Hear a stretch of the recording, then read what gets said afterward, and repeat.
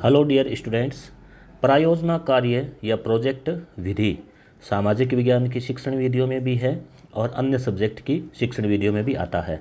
15 minute में आगामी 15 minute में हम इस टॉपिक को पूरा कर देंगे और टोटल फैक्ट हम इसके देखने वाले हैं।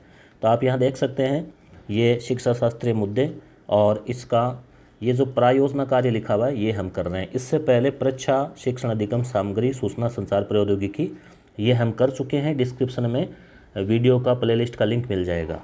ये दो टॉपिक होने के बाद हम इस यूनिट को शुरू करेंगे। तो लेते हैं सबसे पहले अपन हैंडमेड नोट्स, और ये नोट्स आपको कहाँ, टेलीग्राम चैनल के ऊपर मिल जाएंगे, उसका लिंक भी डिस्क्रिप्शन में है। प्रायोजना कार्य या प्रोजेक्ट विधि। तो इसमें दोस्तों देखिए कि ये जो पहले आप 1 मिनट समझिए कि प्रायोजना कार्य क्या है। प्रायोजना जैसे योजना यानी प्लान। जैसे मैंने सोचा कि आपको अब यूट्यूब पे क्या पढ़ाया जाए जो कम समय में अच्छे से रिवीजन हो जाए, जिसकी ज़्यादा आवश्यकता आपको। फिर मेरे दिमाग में आया कि क्यों ना आपको सामाजिक ही शिक्षण विधियाँ करवा दे।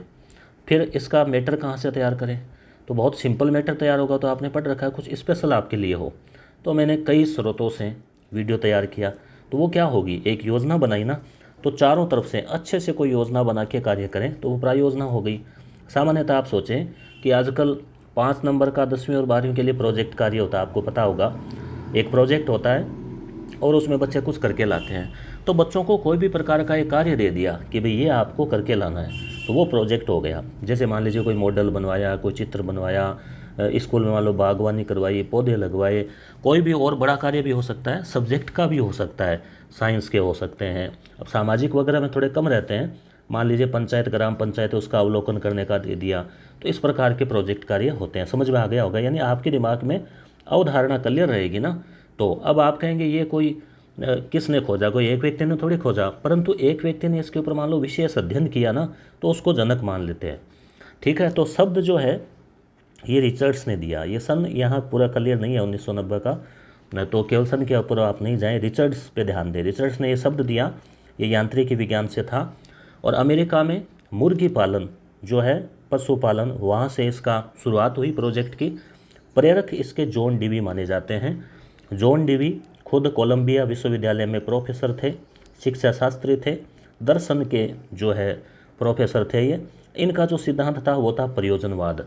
जैसे दर्शन में शयादवाद है, जैन धर्म में, बौद्ध धर्म में अष्टांगिक मार्ग वगैरह है, वैसे इनका प्रयोजनवाद इन्होंने दर्शन दिया। प्रयोजन का मतलब कि उद्देश्य, यानी मान लीजिए कोई सत्य है तो सत्य वही बात होगी जो प्रामाणिक होगी, ऐसे हम नहीं मान सकते। और जो प्रामाणिक है वो सत्य है। तो इस प्रकार के इनके कुछ सिद्धांत थे।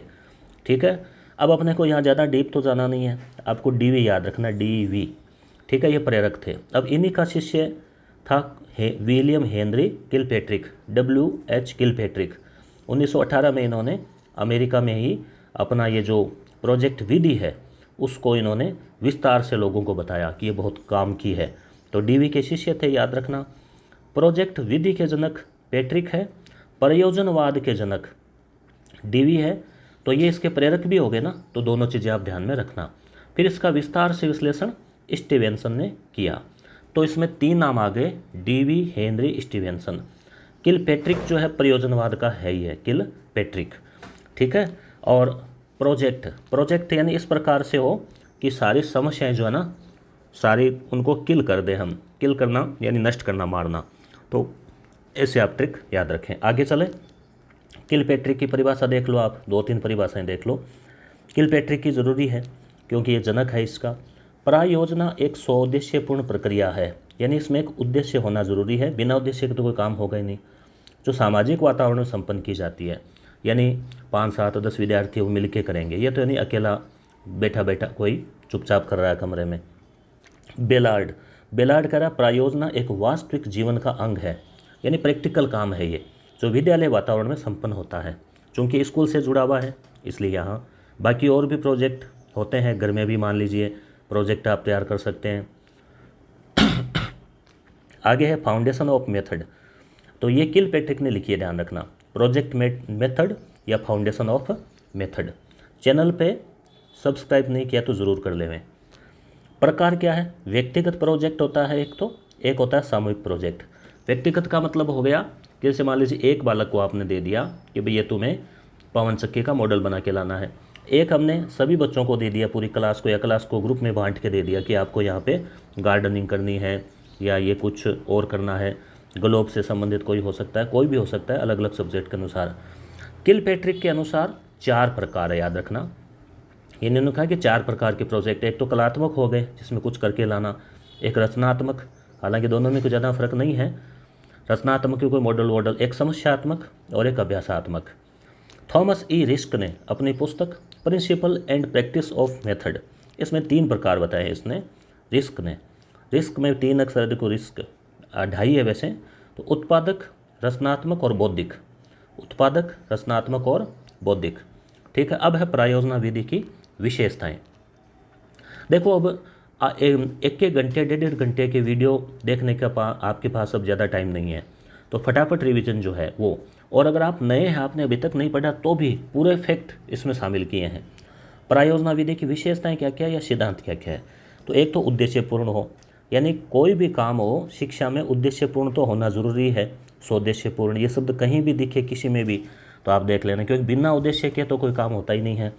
छात्रों की सक्रियता ज़रूरी है, और ये लोकतांत्रिक शिक्षा का उद्देश्य है। समन्वय, समन्वय का मतलब सभी चीज़ों को आपस में मिला जुला के आपस में समन्वय भी ज़रूरी है। स्वतंत्रता, छात्रों को स्वतंत्रता भी देनी ज़रूरी है। अब शिक्षक ही उसमें पूरा संभाल लें तो छात्र कहाँ सीखेंगे। सामाजिकता आ जाएगी, मिलजुल के काम कर रहे हैं। उत्तरदायित्व भी रहेगा, प्रत्येक छात्र को अलग अलग जिम्मेदारी दी जा सकती है। उपयोगिता भी रहेगी इसकी, कोई काम किया तो निश्चित रूप से बालक कुछ ना कुछ सीखेंगे। वास्तविकता भी ज़रूरी है, नहीं कि भाई केवल कल्पना, प्रैक्टिकल चीज़ें जो है, जो वास्तव में उनको कोई प्रोजेक्ट ऐसा देना चाहिए। जैसे मान लो छोटे बच्चों को आपने देखा होगा ना, देते रहते हैं ना, ये ज़्यादातर English medium school, private school में कि ये मोटर है, ये इसको चला के दिखाओ और ये करो वो करो। इकाई कार्य और रचनात्मकता, इकाई कार्य का मतलब है कि टुकड़ों में बांट के, और रचनात्मकता छात्रों में विकसित होगी। तो रचनात्मकता का सिद्धांत, छात्रों की सक्रियता का सिद्धांत, ऐसे बोल दो, चाहे इसके गुण मान लो, चाहे इसकी विशेषता मान लो, वही चीज़ें हैं। ठीक है, तो ये बात समझ में आ गई होगी आपके। अब आगे हम चलते हैं प्रायोजना प्रोजेक्ट के सोपान, चरण या पद। ये इंपॉर्टेंट है। इसमें क्या होता है कि छात्रों को थोड़ा सा घुमाने का प्रयास किया जाता है। 4 ऑप्शन देखें कि कहाँ जो है, या एक ऑप्शन, बड़े बड़े ऑप्शन दे दिए किसी में आगे पीछे। तो देखो पहली बात क्या है, परिस्थिति का निर्माण। आप समझें, जैसे आवश्यकता देखना या उत्पन्न करना, यानी बच्चों को पहले उनके दिमाग में ये फिट करना चाहिए कि भाई क्यों ज़रूरी है प्रोजेक्ट। ठीक है, तो उनको एक प्राकृतिक रूप से उनको ये लगे नहीं कि गुरुजी ने सोचा है, आप उनको आवश्यकता उत्पन्न करें कि क्यों ना चलो ये काम करते हैं। ठीक है, जैसे मान लो छत का पानी है, वो लेना है, बारिश का दिन है अभी, तो बालकों से कहा कि हम किस प्रकार से प्लानिंग करें। तो हालांकि छोटे बालक है, परंतु सुझाव तो दे सकते हैं कि सर पाइप लगा लें, इधर ये कर लें, जो कुआं खुदा हुआ उसमें हम पाइप सेट करवा दें। तो रिस्क के काम बच्चों से नहीं करवाना है, मगर उनके आइडिया अपन ले सकते हैं। ठीक है, परिस्थिति का निर्माण हो गया। फिर है परिस्थिति का चयन। ठीक है, अब परिस्थितियाँ की भाई, जैसे मान लो गार्डनिंग करनी है तो कौन सा स्थान का चयन करें, या मान लो अपन को बच्चों से कोई भूगोल का कोई टॉपिक है तो उनको टॉपिक का चयन कर लिया। भाई पहले अपन बच्चों को मानसिक रूप से उनके दिमाग में उत्पन्न कर दें, उनको तैयार कर दें, फिर हम कोई टॉपिक ले लें। ठीक है, और उसके बाद में हम कार्य की योजना बनाएं कि भाई ये छात्र ये करेगा, वो छात्र ये करेगा, ये सामान लाना होगा। फिर हम उस योजना का क्रियान्वयन करेंगे। भाई योजना बनेगी तभी क्रियान्वयन होगा, और योजना बनने से पहले कौन सी योजना उसका चयन होगा। फिर हम करेंगे उसका मूल्यांकन कि भाई कैसा रहा, क्या रहा, कितना सही हुआ, कितना गलत हुआ, जो लक्ष्य था वो मिला कि नहीं मिला। फिर उसका लेखांकन, लेखांकन यानी रिकॉर्ड में रख लिया कि हमने ये प्रोजेक्ट किया था, इतना खर्चा हुआ था, इतना टाइम लगा था। तो इसलिए 6 है, याद रखना। किलपैट्रिक ने इसके 6 पद बताए हैं, 6। ठीक है, और इसमें एक चीज़ और, जैसे आप कि लास्ट वाला, पहले वाला तो ज़रूर याद रखना, लास्ट में लेखांकन, मूल्यांकन के बाद लेखांकन है। और साथ ही साथ दोस्तों, यस गुरु ऐप भी आप प्ले स्टोर से डाउनलोड कर सकते हैं, जहां पर शिक्षण वीडियो से लेके और सामाजिक, मनोविज्ञान, हिंदी, विज्ञान, गणित सभी की टेस्ट सीरीज करीब 5000 से अधिक प्रश्न रीट के लिए अवेलेबल है। अगर आप नहीं जुड़े हैं तो जुड़ सकते हैं। अब इसके गुणों की बात कर लेते हैं। गुणों में वही है जैसे जो विशेषताएं थी, मनोवैज्ञानिक विधि है ये, क्यों? क्योंकि बच्चों के पहले दिमाग में परिस्थिति उत्पन्न करते हैं, फिर उनसे काम करवाते हैं, तो वो एक्टिव हो जाते हैं। छात्रों की सक्रियता रहती है, करके सीखना, प्रत्यक्ष अनुभव, रचनात्मकता, सामाजिकता, लोकतांत्रिक विधि वगैरह वगैरह, जितने भी आपको गुण लगे, अच्छाइयाँ, वो सब इसमें डाल सकते हैं। दोष ये है कि जो भी अच्छी चीज़ होगी तो उसमें समय तो लगेगा, खर्चीली भी होगी, क्योंकि प्रोजेक्ट करते हैं तो फिर खर्चा भी आता है। ये तो है नहीं कि बस किताब खोली पढ़ाई तो उसमें कोई खर्चा नहीं है, मगर यहाँ कुछ चीज़ें भी लानी पड़ती है, तो ज़्यादा इसको खर्चीली नहीं बनानी है हमें।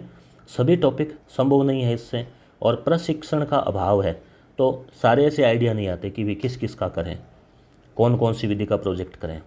अब भारत की बात करें तो भारत में जैसे प्रोजेक्ट विधि जो है इसकी झलक मिलती है 1937 में। बुनियादी शिक्षा गांधी जी ने जो है वो बताई थी, बुनियादी शिक्षा, बेसिक एजुकेशन। गांधी जी ने कहा कि छोटे बच्चे जो है पहले दूसरे तीसरे चौथे पाँचवीं, इनको हाथ से कुछ ना कुछ काम करना सिखाना ज़रूरी है। जैसे आजकल ये ITI वगैरह में करवाते हैं ना, तो वैसे तो सूत काटना, बेचना, ठीक है, इस प्रकार के कई कार्य उन्होंने बताए। मिट्टी के बर्तन बनाना, अगरबत्ती साबुन बनाने, ताकि उस समय की स्थिति अलग थी।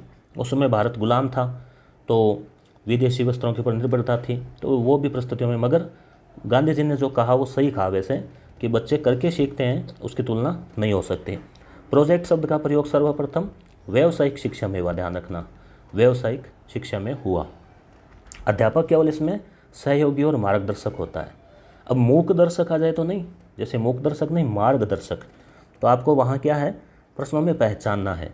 दो प्रकार के प्रश्न आ सकते हैं, एक तो फैक्ट वाले आ सकते हैं और एक फिर समझ वाले आ सकते हैं। तो ज़्यादा कॉन्सेप्ट वाले प्रश्न हैं वही गलत होते हैं, तो कॉन्सेप्ट क्लियर होनी ज़रूरी है। प्रयोजनवाद के जनक कौन? DV। क्या था? जो सत्य वो प्रमाणिक है, जो प्रमाणिक है वो सत्य, इस प्रकार की अवधारणा है। तो इतना नहीं, आपको केवल इतना याद रखना कि प्रयोजनवाद जो दार्शनिक सिद्धांत है इसके DV थे।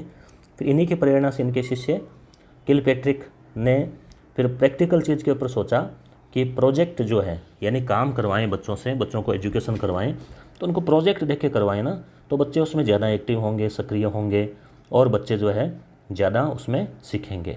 अब आपको जो है इन दोनों की फ़ोटो भी दिखा देते हैं। ये तो है जॉन DV, ठीक है। और इसके बाद में ये देखो, जैसे तेरे नाम वाले स्टाइल में, ये है WH किलपैट्रिक। बाकी बहुत बड़े शिक्षा शास्त्री दोनों ही रहे हैं। तो मेरे ख्याल से 15 मिनट से पहले ही अपने ये टॉपिक पूरा हो गया है। अगले क्लास में हम अगले टॉपिक के साथ मिलेंगे दोस्तों। धन्यवाद।